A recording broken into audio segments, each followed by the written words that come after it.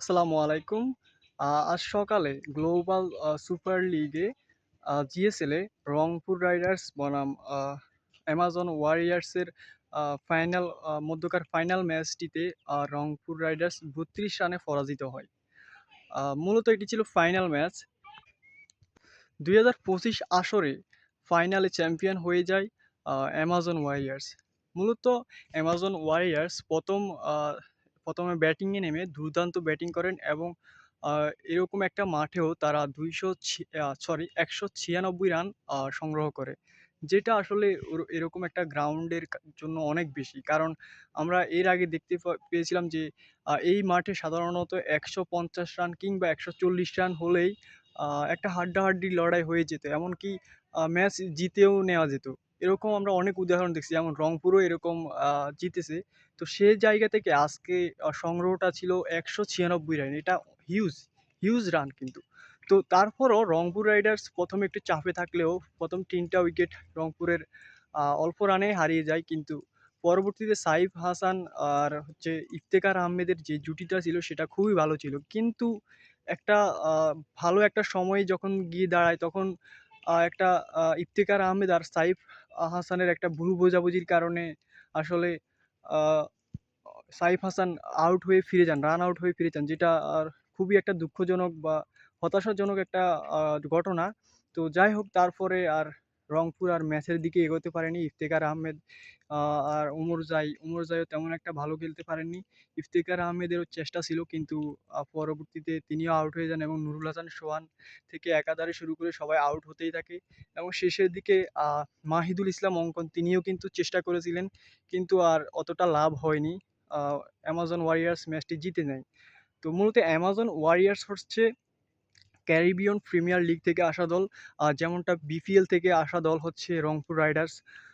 তো আ আ মূলত কালকে আমি খেলা যোগের একটা নিউজ দেখলাম যে তারা বলছে যে ফাইনাল ম্যাচে ১৩ কোটি টাকা হচ্ছে হাতছা ১৩ কোটি টাকা হচ্ছে প্রাইজ মানি।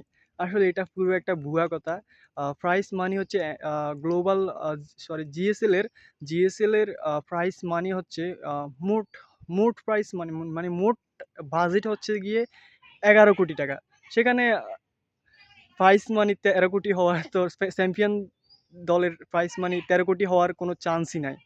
তো মূলত সত্যি যেটা সেটা হচ্ছে আ প্রাইজ মানি চ্যাম্পিয়ন দল পাবে ৬,৬০,০০,০০০ টাকা বাংলা টাকায়। আর রানার্স আপ দল যেমন এখন রংপুর রাইডার্স যে টাকা পাবে সেটা হচ্ছে আ চা সরি ৩,৩০,০০,০০০ টাকা। এটা হচ্ছে রানার্স আপ। আর পরবর্তীগুলো আমি নাই বললাম।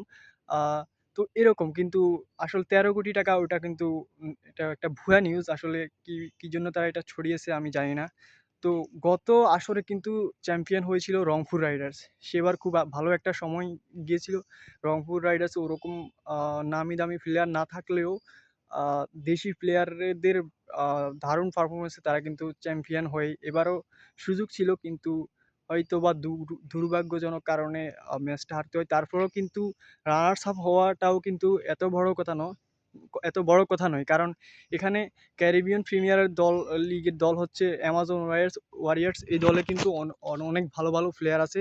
এছাড়াও আপনি যদি আ আ নিউজিল্যান্ডের একটা আমার লিগটা নাম মনে আসতেছে না। তো ওই লিগের একটা দল, তারপরে অস্ট্রেলিয়ার বিবিএল, বিগ ব্যাশ প্রিমিয়ার লিগের একটা দল হারবার্স ওয়ারিয়র্স না কি একটা নাম।